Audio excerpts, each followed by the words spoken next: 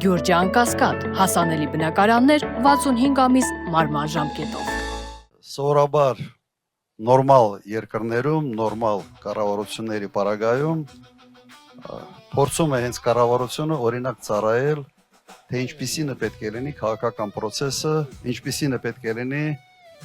քարոզարշավը։ Տվյալ դեպքում, sense քաղաքական process-ների կուլմինացիան դա քարոզարշավն է։ Եվ ինչ ենք մենք տեսնում Հայաստանում, երևի միակ երկիրն է կամ եզակի երկրներից մեկն է, որտեղ կառավարությունը ոչ թե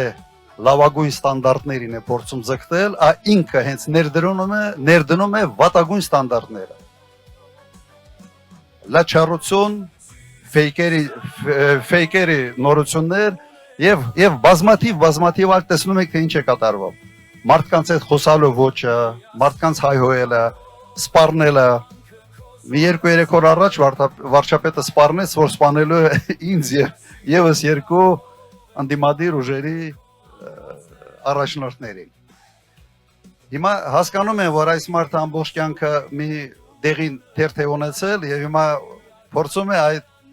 դեղին թերթի ոճը տարածել քարոզարշավի վրա։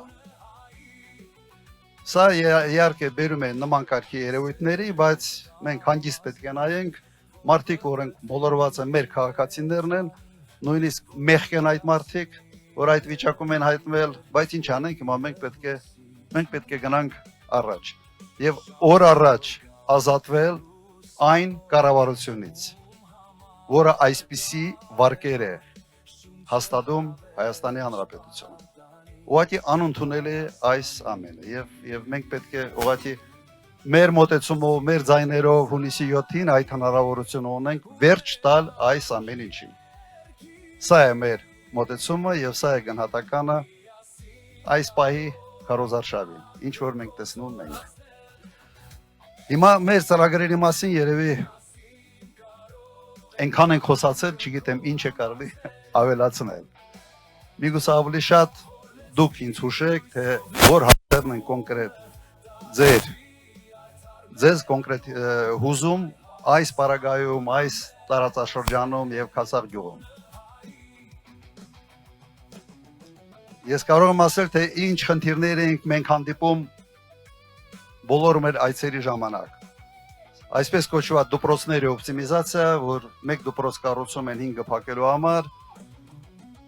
պասպորտային սեղաններ, այլ կարգի ծառայություններ, որը պետությունը մատուցում է քաղաքացիների համար, խոշորացնում են եւ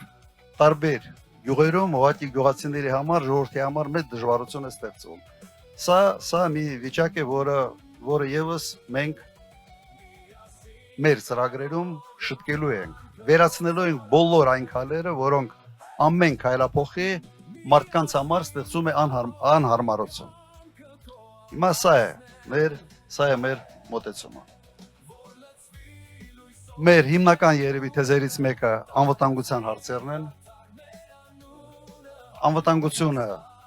մենք ասում ենք, որ պետք է լինի երաշխավորված, այն ինչ անում է այս կառավարությունը, ստեղծում է մի իրավիճակ, երբ Հայաստանի անվտանգությունը պետք է կախված լինի մեկ մարդուց, կոնկրետ Իլհամ Ալիևից, Ադրբեջանի նախագահից։ Եթե համարում ենք, որ Ադրբեջանի նախագահան գիշեր-ցերեկ չի քնում, մտածում է մեր անվտանգության մասին, ապա խստագույնը սխալվում ենք։ Ուրեմն երևի այսքանը, երբ որ զոհվածի ծնողները Նիկոլ Փաշինյանին հարցադրումներին է անում քաղաքում, երևի ինքը մտածում է, թե մենք էինք ուղարկել, մեղք է ինքը, որտեղ ինքը որ ասես պրովոկատոր է իր բնույթով, ինքը մտածում է, թե մենք ենք դա անում եւ որոշել են հիմա կազմակերպել այս կարգի պրովոկացիաներ։ Ուղղակի տարբերությունը նա է, որ մարդիկ որ իրեն ասում են, հետո բռնում են, տանում են դատարան,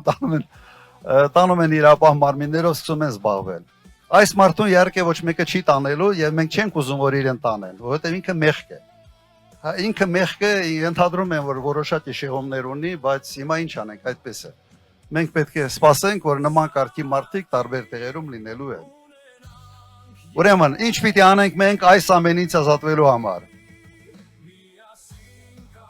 Քվեարկենք հունիսի 7 Համար 17, հունիսի 7, համար